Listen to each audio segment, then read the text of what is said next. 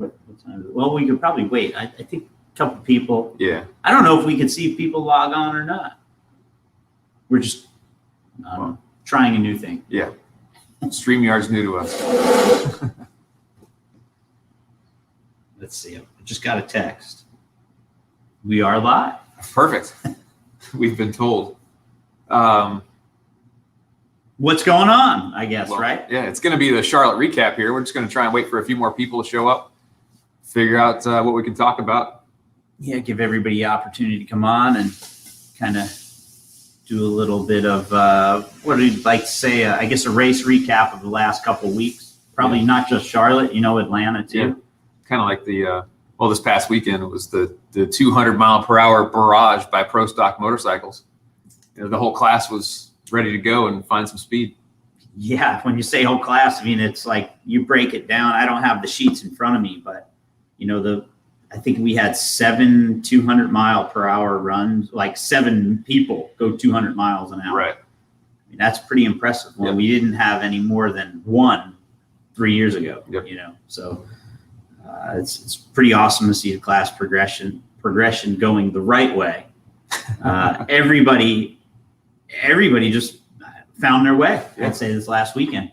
It was the wall, man. And one thing that got filled up was this. Yeah. The Denso 200-mile-per-hour club. That was finally capped off by Vance and Hines customer Joey Gladstone. I was the 7th member of the race prior in Atlanta. So, that's something that's been trying to be filled up for 4 or 5 years now. Heck, it's something that you've been trying to fill up for the last 8 years. Since I did it in 2011. Yeah, Eddie cracked off the first unofficial one in 2011 in Valdosta testing, and it's kind of been the. You went to 199 90. That was that run where if something could go wrong, it did, and the TPS sensor went out on that run and probably cost me my 200-mile-per-hour run. So it is what it is. But how did it feel to be back on the track? It felt good. We obviously had a two race hiatus there to start the season. It doesn't sound like much, 2 race hiatus. Right. It felt like it. It felt like it for sure. But, throwing a helmet back on, obviously, you feel much more comfortable out there on the starting line. I know when we were tuning on gel in Gainesville and Vegas, Eddie and I were both getting in everybody's way because we didn't know where to stand on the starting line if you weren't pushing a motorcycle around. Yeah, it was for sure good to be back on a motorcycle. I mean, for us, back in black, is probably the way to say it. You can see all the Vance and Hines emblems behind us, logos, and a little bit of change of motorcycles. Here it is. We got 1 Suzuki and 2 Buells in the pit area, and we couldn't be any more excited about what we've got going on. I mean, it's a great program. We're still teething, I would like to say, on it. There's learning how to tune the Suzuki, trying to develop what we call a base map, really is the essential side of it. Every place we go has had different weather conditions as of right now. So we're still trying to work on the maps for that bike. We're still trying to work on the maps for our bikes and the characteristics. The next race for us, Norwalk, Ohio, that will have different conditions as well. I mean, we've been there before when it's been 104 degrees in the shade. So it can be very interesting when we get there to late June. But, as we elaborate on that, yes, we're running good. Yes, we're going 200 miles an hour.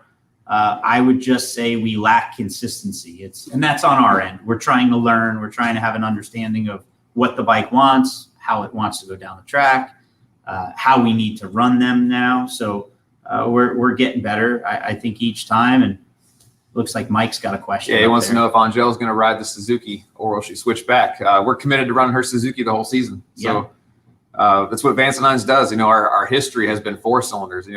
Notably in recent years with the Harley sponsorship that was through last season, we've been a V-twin racing company. But it all goes back to the history of Vance and Hines in the 80s and 90s racing 4 cylinders. So we built. Yeah. I mean, I don't even know how many I could throw out there, but there's probably somewhere around 12 NHRA Suzukis that we do their engine program for those customers. There's probably 3 or 4 in Europe. There's 1 or 2 in Australia. So we have a lot of 4-cylinder engine customers. Just because we didn't race one for years didn't mean we didn't work on them. And really, that's what helped fast track And that our doesn't mean program. that we won't race them again. That's right. You know? Yeah. Seems like- We're always open to anything. Yeah. We got a third bike sitting here. It's got extra foot peg locations on it. So we might take it out for a test run here pretty quick. Might be in a few weeks. We'll see what happens. Hopefully. So yeah, I mean, there's lots going on here. Lots of great, I'd say great momentum and moving forward. Some, good partnerships. Here we are with Mission Foods, working with them. And for us, it's a very non-traditional sponsor to have in the NHRA. And that's very important. It doesn't mean that we're not looking for more. I mean, Right. if you got $1 million, you want to come aboard, come on. Yeah, if you look through the NHRA and other racing series, you see that there's race-driven sponsorships everywhere. It's you look in NASCAR, you see a lot of different stuff, but in drag racing primarily, a lot of the sponsorships revolve around stuff in the industry, whether it's a tool sponsorship or an auto parts deal or something like that. But to bring in an outside sponsor like Mission Foods that the average consumer can relate to, probably maybe not every, but a lot of the households in the world. I would say even if you didn't realize it, you probably ate a Mission tortilla. Yeah, or a Mission bread product Yeah, at some point. So it's insane the diversity of their portfolio of like customers and suppliers and everything along those lines. It's really mind-blowing. Yeah, you start talking to the executives there and you realize how far of a reach they have. And it's nice that they've ventured into the NHRA and they want to support our Vance and Hines program. Yeah. So hopefully, it just continues to grow. We keep getting bigger and better, and maybe there'll be a fourth bike in here one day. You never know. We always keep our options open. But more important right now, we got the Vance and Hines brand, and we're pushing it with the new products and everything. I want to know when we're going to Los Patios again. That's right by your house. Yeah. It's I go there. Let me think. Yeah, usually every other week I'm usually there. So I go with the wife and kids and everybody. But it's getting back to normal around here. That's a good thing. Yep. And it's the same with NHRA as well. I mean, that was the one thing I could take away from this weekend. It felt more like a normal race. Yeah, it felt more like a normal race. We had 3 days of racing. For us, we came back, in Atlanta, 2 qualifiers, go down the track Saturday, and then focus on Sunday. Here we are in Charlotte. We got Friday, Saturday, Sunday to race. You're working on things, a lot of fans coming out. I mean, for me, Atlanta was packed, probably record crowds there. Charlotte had good crowds. Yeah. Well, the day before, the day of Friday for the race, all the mandates were lifted in North Carolina. So it opened up capacity from however many percentage they were going to be allowed to have. And the track was already sold out at that capacity. So it allowed even more fans to show up for Saturday's event. It was a good turnout. What was it like going 202 and me going 203? That's John Potts. Hey, I was the first one to go 202. Yeah. I only held the record for 0.02 of a second because I beat the other bike in the other lane, and then he took the speed record back. Then, unfortunately, I know where the performance stacks up right now between me and Eddie. And me being a 6 foot tall guy with long arms, it seems like I'm aero limited currently. He tried taking stabs at the tune-up for me to catch up to him, and I go the other direction. So I just got to settle for being that little bit behind. So I knew when I went 202 that Eddie being in the next quad, that something big was going to light up on the scoreboard. I just started chuckling to myself. So it was pretty cool though, to sit back and watch that all like kind of unravel and hear. Alan Reinhart talking about it. It was the whole session, though. The national speed record going into the round was 2:01.76, and then Hector Jr.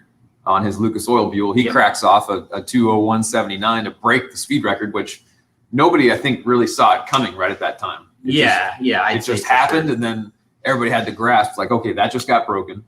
And then I go down the track with Matt Smith. We both go 2:02. I went 2:02.15. He goes 2:02.18. And then one run later, Eddie goes 2:03.37. So it was to see, we never had one quad where everybody went 200. Yeah, that would have been pretty insane. That would have happened on first round on Sunday, but I think Scotty Polachek had an engine expire on him. So on that first quad, Angel went 2:02 on her Suzuki. Hector Jr. cracked into the 2:03s. Matt Smith went 2:01.5. I think it was, I think that's who it was, right? Yeah. And then No, he was in your quad. I don't know. Somebody went 201. And then Scotty Polachek would have gone well into the 200s for sure. Yeah, so it was for sure an interesting weekend. I mean, as a pro stock motorcycle rider, but more of a fan, I would say that was the elite weekend right there. Yeah. I don't think you can top that, and I don't know if we are going to even top that the rest of the year. Well, it's all about weather conditions. I look at the weather for Charlotte this coming weekend. It's going to be in the 90s. 90 degrees. You're not going to run nearly that fast in 20-degree hotter air. Charlotte's a downhill racetrack. We had a little bit of a tailwind. It was pretty phenomenal conditions to be able to pop off those numbers all at that time. I kind of lean towards her. Who's that? Regina? Yeah, Regina. So you're a big fan of scrappers. So are we. Yeah, I mean, they run our Vance and Hines power. Yeah. They got good people over there with Gary Stouffer and Greg Underdahl helping make the calls. And, they've been around forever. I mean they've known me since I was a little Mike and kid. those guys, I mean, they're just, it's good people, good family. Do you feel with the Suzuki new, I really think parity right now is as close as you're ever going to get with having different brands, different motorcycles. I mean, it's, when you break it down, I really truly believe that this Suzuki behind us is equally as fast, if not faster, than our motorcycles. Again, we're still in the learning stage of the mapping of everything and trying to have an understanding. Development, I mean, this bike is brand new. Yeah. We have not ventured off into any other engine. I'll just say it publicly. We haven't ventured off into any other engine combinations with it yet because we don't have a handle on the combination that's in it. Yeah. And we're trying to figure out how hard we can run the engine. Yep. On fuel and timing and engine RPM at the finish line. Just trying to figure out what it's going to take to find that good balance. Yeah, I mean, look at Joey Gladstone. Yeah. That's a perfect example, for a customer that buys a motorcycle, goes out there and goes 200.5, goes 676, his almost career best run. numbers. Yeah. Corey Reed was going to lay down pretty much an identical run to that on Sunday. So he had a little bit of a brake malfunction on his bike, but it shows you, that all the motorcycles are really relatively close. That I don't really think we could have popped off, something much better than that. The hard thing is the V-twin front numbers to manage versus four-cylinder. You got 40 pounds less weight, or 30 pounds, I should say, less weight on this motorcycle than you do ours. Naturally, it's quicker to accelerate. It's quicker to get down low. It's easier. So it makes it a little easier to get power management. Yeah. And we're trying to figure out how to tiptoe through some of the rounds because first qualifying run on Friday night, track was cold. It hasn't been run on in a year and a half. Yeah, it's been a long time since that track had really been run on. So the NHRA prep was a little bit different than expected. They've been running all day, but it's just there's a difference between a track that's been raced on for a whole season versus something that's really green. So on Gel's bike, unfortunately, went out and smoked the tire on the first run, and that kind of made us a little gun shy on trying to, we had to make sure we got her in the show in the next qualifying session. And then we had a little bit of a vacuum pump problem on one run, so it cost us a little bit of ET. Changed engines for the next round, and really finally found our first run on E1. That was the first round that popped up a 676 at 202, and we missed a 60 foot. So, had we the guys at Dart and Sleeves congratulating on a 200-mile. Oh yeah, cool. Yeah, got all these things have Dart and Sleeves in them. So for sure, it's the sleeve of choice. So we just, like I said, we got our groove late, but we'll do some testing prior to Norwalk and get back out there and make sure these bikes can fly. Frank asking if 200 will become the new normal. It is. I really believe it is. It's here. This guy doesn't know how to go 199 anymore. I mean, we made 4 test session runs prior to Atlanta. Yeah. 3 of his 4 were 200. So yeah, I think when you break it down, my bike has made a total of 13 or 14 runs, and there's only been one under 200. Yeah. And it was 199. Yeah, 199.85, and that was my own fault. I mean, that was I did a terrible job riding. Yeah, I put a new tire on it, and the thing went hard right and was moving, so I had to hang around. But it would have went 201 no problem again. But I think you're going to see 200 at pretty much every racetrack this year. Barring Denver, obviously, because of the altitude. But That last thing that hasn't been cracked off in Denver is a motorcycle over 190 miles an hour. And we're going to go racing there in mid-July. You know, even if it's 90 degrees, I'm sure it's still going to happen.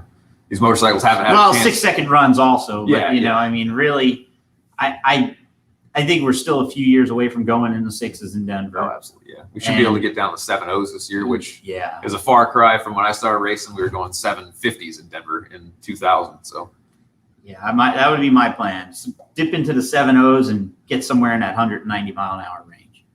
But what's that? We love the products. Thanks, Glenn. But I honestly couldn't answer that question 100%. So right now we're based out, to give you a little background real quick, just not to keep you on forever, but this is the RDC, that pretty much, and the reason why we call it the RDC, it's Race Development Center. We do a lot of the development of some of the newer products. We're working towards some of the air filter stuff and really trying to work with the mothership guys out in California. They're the ones that do most of the production. We do limited stuff here, short run racing exhaust pipes for like mini sprint cars, flat track bikes, drag bikes, sidewinders, things like that. But for us, we're kind of growing slowly, but still trying to manage the racing side, do development, make cool products. I mean, the 4-valve billet cylinder head, all those parts that are on these Suzuki engines or on our V-twin engines are 100% made, machined in-house here. And that's something we are very proud of. It's the best way to control your quality, your resources, and what you have all under one roof. And Tom wants to know, is Terry and Byron going to be at any events? And they do go to quite a few events. They were actually both in Atlanta. Oh, that's Tom. Tom owns the old Eddie Lawson Kawasaki, I believe, if I'm correct, Tom. I talked to him about cone carburetors on the phone. Gotcha. Bad memory, but I kind of. That's the one that you asked Byron, and he said, it needs this jet, this pilot. Yeah, I hadn't shared all that with him, but he did. He told me, I mean, it's amazing. That's one thing that your father is like, you ask him something of what was in a bike on one run, and he'll think about it, and he'll scratch his head, and he'll be like, oh, this is what it is. Or he'll remember exactly what ET and Speed It ran 20, 30, 35 years ago. So, they'll be at multiple events. Terry makes it out to quite a few, bouncing between flat track schedule and NHRA drag racing. He'll be at one Saturday or Sunday. Usually, let's see what's next. We're going to go out to Pomona. He'll probably be, Norwalk he may not. Terry goes away usually. Yeah. He's usually schedules a family vacation because his kids are out of school. But later in the year, it gets easier with some of the schedules winding around some of the other racing circuits. When will we see brothers side by side grudge race? Who, me and Matt? Well, I'm gonna have to give Matt the go. Yeah. We quite often tease him about that. He does say, hey, I'll get my leathers on. Go ahead. We got 3 bikes. Pick your choice. If we stay on here long enough, you'll see him walk to the room. But we for sure, we enjoy what we do. We're glad to represent the brands that are involved with our program and everybody that works with us. I mean, we have lots of great companies, Dart and Sleeves. I mean, you could go down the list here. I mean, we use, Denso spark plugs. Yep. I mean, I got to give them a little bit of a shout out, that they supported our 200 mile an hour club. They made that whole club happen. It's something we are very proud to be a part of. And it's just great to do. Anybody that supports our sport, I mean, we're grateful for. Yeah, absolutely. I don't know if anybody's got any other questions or you guys looking for other info, but we'll try to hang on here for another minute or two and see what we get and then wrap it up and head on out. Plan is tear these motorcycles apart. We kind of left them together. I thought they were coming apart already, but they ended up leaving them together. Do you think the Hayabusa body is as aerodynamic as the GSXR? Steve runs the TL. Yeah, Steve's actually running the TL 1000 bodywork, but it's hard to say. We haven't had them in the wind tunnel. Probably the one person that could answer that is the crew chief on the war team. They've done the research on all that stuff. They helped fix the Hayabusa problem with the lower fairing and made sure it was safe. And obviously, we proved our motorcycles steady up to 202 miles an hour. Yeah, all I know is I could say that bike is capable of going 202 with the horsepower we have, whether one is better than the other, I really think you're trading 1, maybe 2 horsepower of aero between all the bikes. Now, if you go to something like that, where we were an open front fairing bike compared to a closed, captured, encapsulated fairing, there's a big difference. Yeah, you're looking in the 30 horsepower Yeah. range, probably between our old bodies and what we're racing now. So, but That's about it. yeah, that's, in a nutshell, we had a great 2 debuting races for us, I would say. And I think it's only going to get better. Yep. So we're not happy losing. No, our bikes find different ways to lose. That's for sure. But we'll get back out in Norwalk and let's see, we got 5 weekends off. Yeah. So we got plenty of time to get on the dyno and figure out how to make some people mad out there. Yeah, and get a little more testing. Hopefully we can get a little bit of track time here. I think in the next 5 weeks, we'll get on a track hopefully once and have that opportunity to make a few runs down the track. And we'll hit the Western Swing. So if anybody's out in Denver area, Northern California in Sonoma, or Southern California in Pomona for 3 weeks in a row, see you at the racetrack. Yeah, be sure to support NHRA Camping World Race Series. Yep, absolutely. Thanks, Take care, guys. Have fun.